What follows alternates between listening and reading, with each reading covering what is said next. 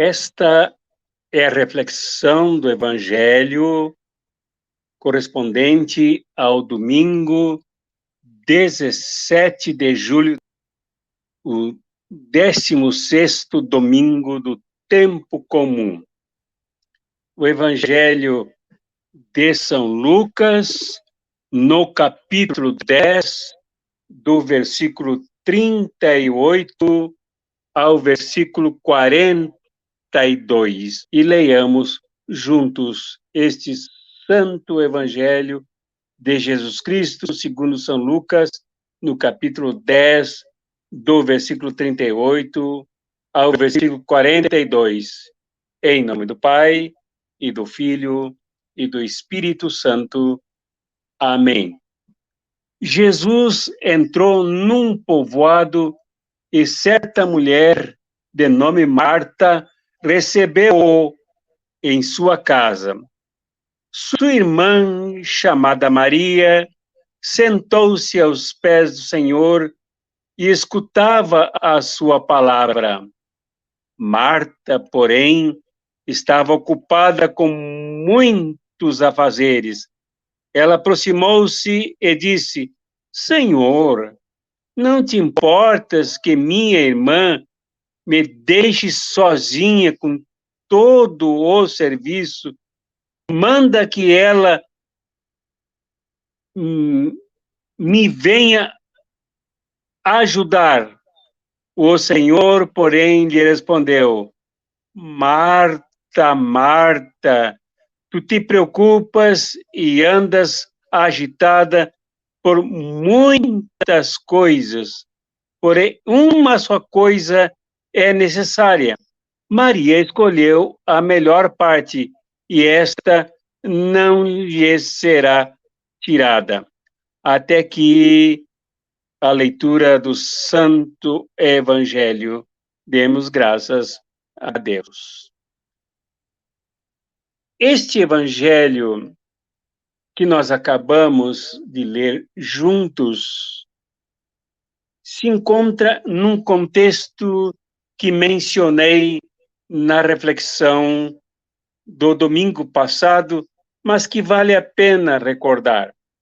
O capítulo 10 de São Lucas descreve a missão que Jesus entregou aos seus 72 discípulos e discípulas, que se distribuíram de dois em dois, sob a orientação do Mestre, para irem de casa em casa, de povoado em povoado, anunciar que o reino de Deus está próximo. Isto é, que o reino de Deus está presente, o reino de Deus se faz ativo, ele se encarnou e acontece em Jesus de Nazaré, aí caminhando com eles e com elas, pelas cidades, pelas casas, pelas praças e ruas, no encontro com o povo. Este ambiente era intensamente determinado por doenças. O povo era muito doente na região da Palestina, nesses primeiros anos do movimento de Jesus. Estas doenças vinham por marginalização do povo, que era cada vez mais empobrecido, graças à pesada exploração causada pela cobrança de impostos pelo Império Romano, por César, e também pelos dízimos arrancados pelo Templo de Jerusalém. O povo não tinha recursos para cuidar da saúde. Era tremendamente doente. E uma região, como se viu no domingo passado também, na parábola do bom samaritano, sublinhada pela violência, pelos assaltos e pelo massacre das pessoas que eram espancadas, roubadas, seus bens tirados, e elas semi-mortas jogadas à margem das estradas. Isto ocorria frequentemente pelos caminhos da Palestina. Embora a parábola do bom samaritano se refira à estrada de Jericó, que era um caminhozinho que ligava a casa do sumo sacerdote, dos sacerdotes, ao templo, na ida e na vinda, eles se depararam com o que a parábola de Jesus narra.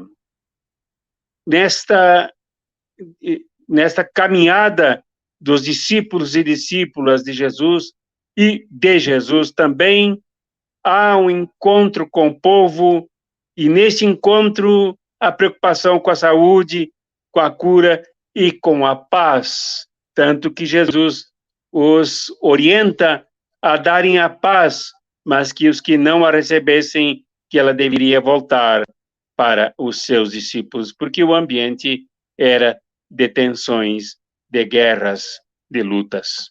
Então, aqui se deu, como vimos domingo passado, o conto da parábola do bom samaritano a um fariseu, mas também para os discípulos e discípulas de Jesus.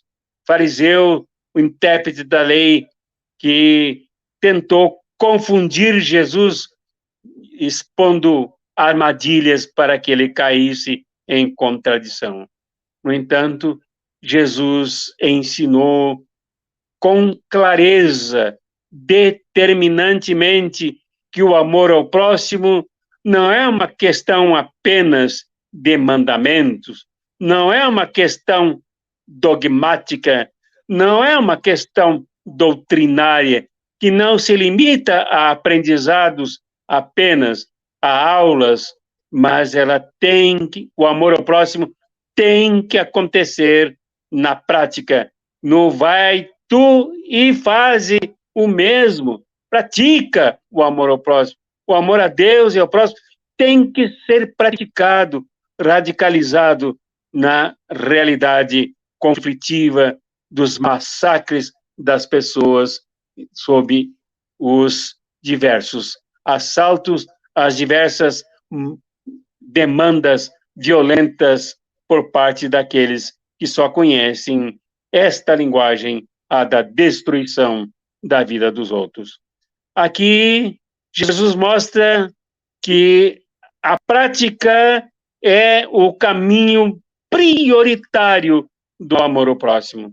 Apesar de ele ter ensinado isto, lamentavelmente, as igrejas, nos descaminhos da história, se perderam pelo caritatismo, fazendo caridades eventuais que mais remendavam a violência, o abandono, os atentados das vidas das pessoas, tirar os bens e, sobretudo, a saúde e a vida das pessoas, do que em eliminar as causas, resolver o pano de fundo da violência que causa tanto dano, tanta marginalização, tanto estado moribundo nas pessoas. O amor ao próximo que Jesus ensinou, que o fariseu não entendeu, é uma procedência do reino que está próximo. O reino que está próximo vem cheio de amor, que busca as causas que marginalizam, que brutalizam as pessoas, que insensibilizam até mesmo os religiosos, que sabem apenas olhar de soslaio rapidamente, mas que gravemente fogem e correm fugitivos do próximo que clama por solidariedade. O amor ao próximo é uma prática do reino que está próximo, do reino que está junto, do reino que se mistura, do reino que age, do reino que é ativo, do reino que é militante. do reino que acontece através do Messias, que aí se faz realizar e que distribui discípulos e discípulas por toda a parte para fazer o reino acontecer já aqui e agora. E agora, este reino que está próximo se encontra dentro da casa de Marta e de Maria. E aqui, dentro da casa de Maria e Marta, um pequeno conflito, aliás, um conflito que parece pequeno, mas que tem grandes proporções, capazes de mostrar duas posturas que precisam ser bem entendidas para não causar danos às pessoas, danos à fé, danos ao projeto do reino de Deus que Jesus realiza no seu ministério na Palestina e que ensina que deve acontecer sempre nas vidas dos discípulos e discípulas de Jesus, na vida do mundo onde ele age.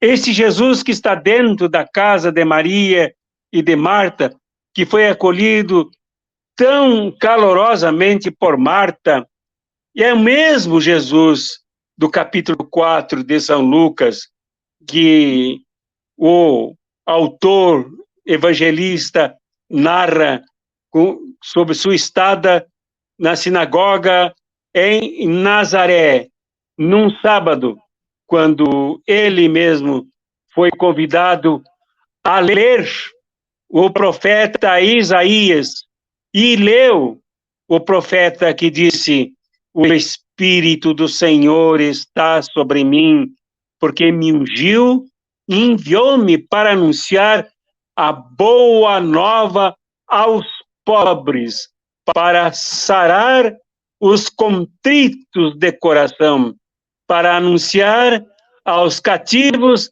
a redenção aos cegos, a restauração da vista, para pôr em liberdade os cativos, para publicar o ano da graça do Senhor. E este mesmo Senhor que leu isso em Isaías também disse que isto hoje se cumpriu, este oráculo que vós acabeis de ouvir. E se cumpriu nele, se cumpre nele, se realiza nos povoados, nas casas, nas ruas, nas estradas e agora no encontro com Marta e Maria.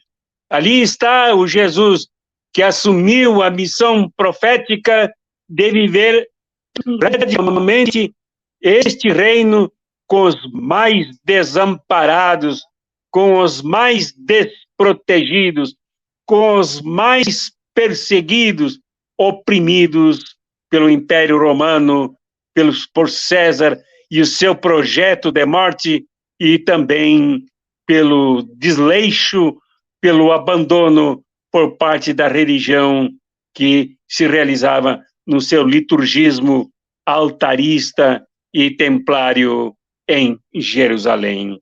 Aqui, Jesus enfrenta um conflito entre a líder Marta e a discípula Maria. Um conflito que ele resolve, um conflito que é presente historicamente nas nossas vidas e que nós precisamos ouvir o que Jesus tem a dizer para também resolvermos. Marta, aflita, porque afinal recebia na sua casa o Messias, recebia na sua casa Jesus, recebia na sua casa aquele que fazia o reino de Deus próximo e agora tão próximo que ali se assentava nos bancos de sua casa. Ali Marta reclama: Senhor, tu não te preocupas que Maria está aí, sentada, e não vem aqui me ajudar? Marta como nos informa São João, na oportunidade em que Jesus esteve na sua casa, e também de Maria e de Lázaro, em Betânia, Marta era muito provavelmente líder da sua comunidade. Como líder da sua comunidade de fé, de discípulos e discípulas de Jesus, ela se sentia extremamente responsável por tudo o que acontecia no âmbito da vida e da missão da sua comunidade de discípulos e discípulas de Jesus. Marta foi a que disse, e de acordo com João, não foi São Pedro, mas Marta que disse que Jesus era o Messias vivo e ressurreto que haveria de vir ao mundo.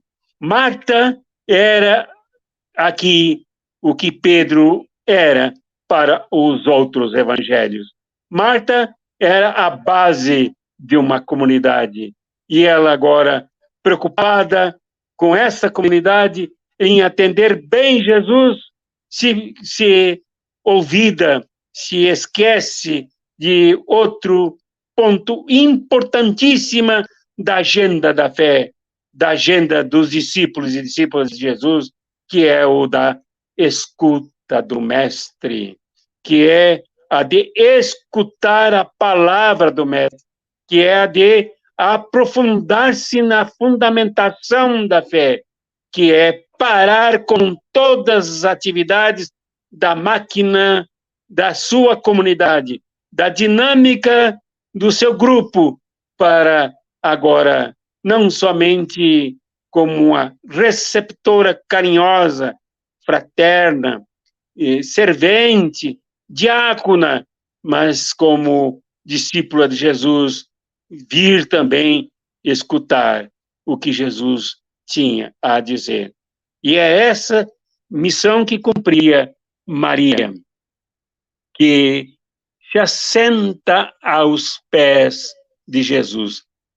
Atitude, ação muito próprias dos discípulos e discípulas de um grande mestre, que se assentam abaixo da cabeça do mestre, abaixo dos ombros do mestre, dos olhos do mestre, para contar com a sua disposição mais alta de orientar, de ensinar, de fundamentar, de inspirar, de apontar os caminhos a seguir.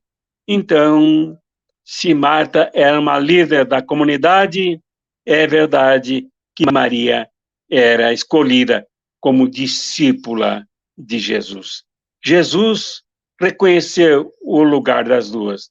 Reconheceu Marta como líder, como uma pastora da sua comunidade, mas queria muito que tudo ocorresse como fazia Maria. Fundamentação. Fundamentação é importante. Não basta receber Jesus, não basta acolher Jesus e ponto final. Não basta a experiência da adesão. É insuficiente dizer que eu creio em Jesus. É preciso sentarmos-nos, como Maria o fez, aos seus pés e escutá-lo.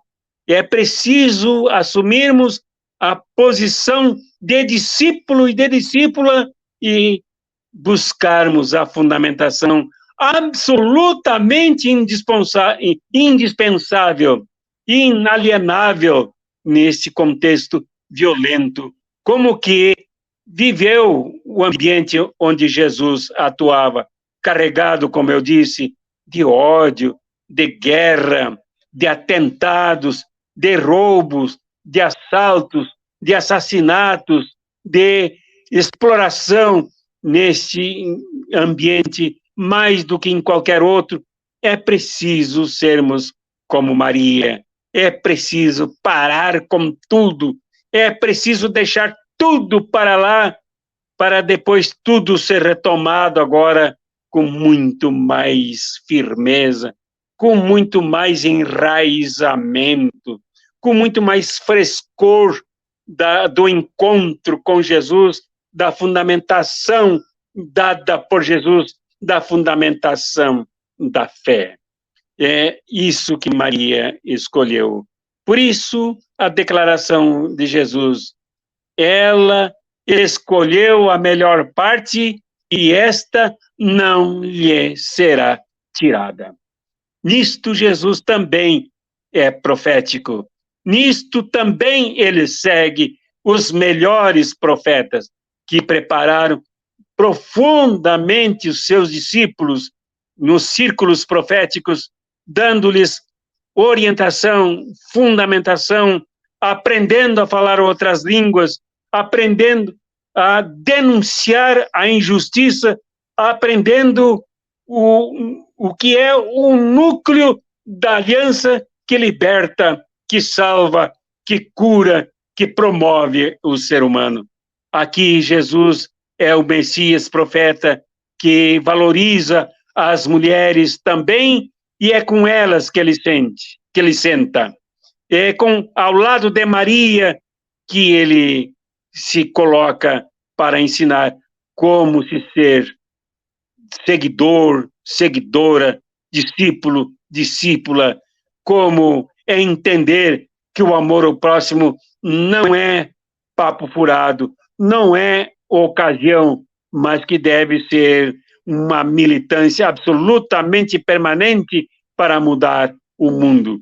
Que a cura é uma busca permanente para as vidas das pessoas, que os discípulos e discípulas devem realizar na sua missão, sem explorar ninguém, sem tirar nada de ninguém, enquanto realiza o discipulado da cura do próximo que sofre doente e abandonado.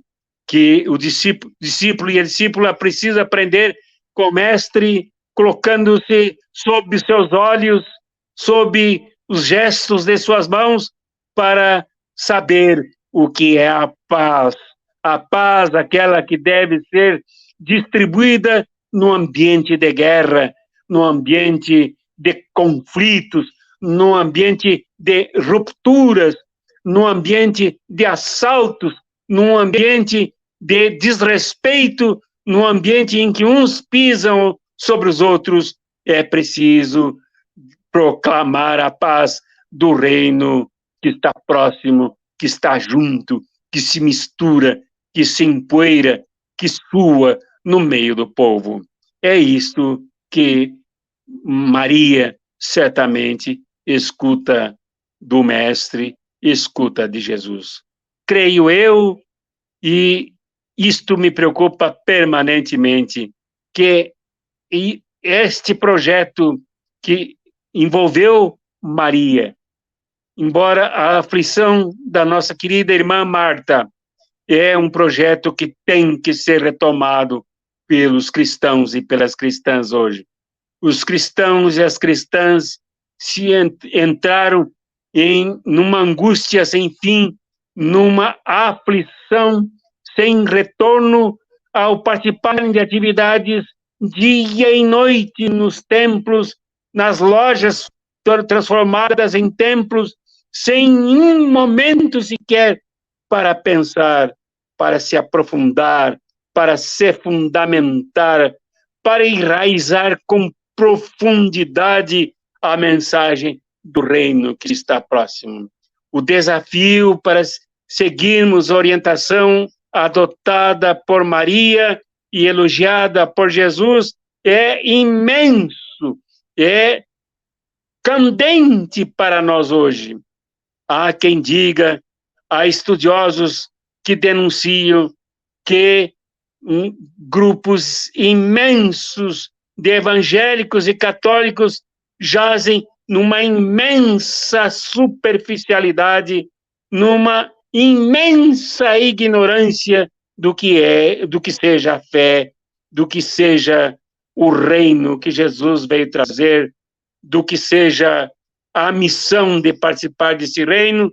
Por isso, com tanta facilidade são manobrados, são manobradas, usados e usadas por lobos vestidos de ovelhas, assaltados, roubados, inclusive na sua condição de classe trabalhadora, e assim alienados e expostos a serem roubados, atacados por aqueles que fazem gestos de arminhas, por aqueles que adotam muito mais a orientação de Beelzebul, embora fale em Jesus, muito mais a orientação de Mamon, embora fale em Jesus. É preciso que retomemos o gesto de Maria e nos curvemos ao lado de Jesus para aprender muito mais, já que nos encontramos tão distantes, mais de 2000 anos, do Jesus que entrou na casa de Marta, de Maria, para aprendermos dele com profundidade. Do Jesus histórico, sim. Do Jesus de Nazaré, sim. Do Jesus Galileu, sim. Do Jesus perseguido pelos fariseus, sim. Do Jesus que foi morto porque tinha um projeto que se opunha a tudo que ameaçava as pessoas, principalmente os mais pobres e os mais humildes, como sobejamente lhe denunciou ao longo dos 4 evangelhos.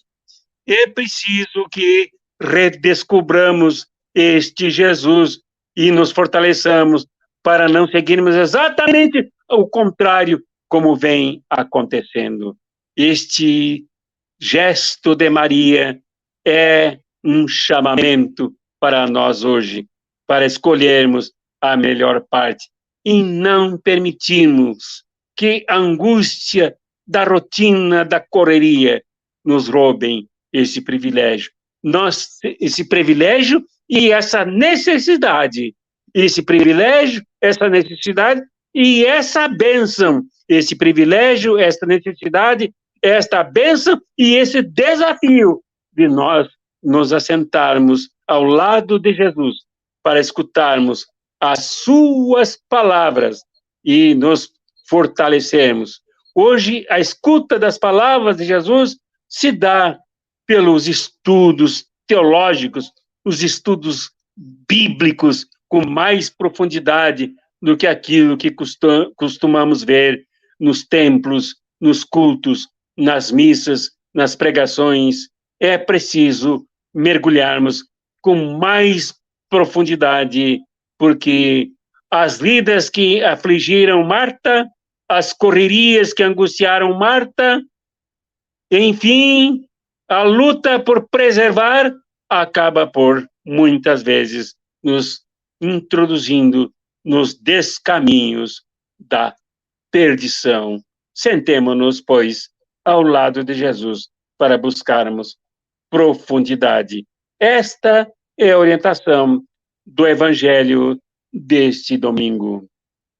Então, como bispo do povo de Deus, eu vos abençoo, meu irmão e minha irmã, que o amor de Deus nos una, a alegria de Deus nos inspire, a paz de Deus nos envolva, a coragem de Deus nos sustente, e a bênção de Deus, Pai, Filho e Espírito Santo, repouse sobre nós para sempre.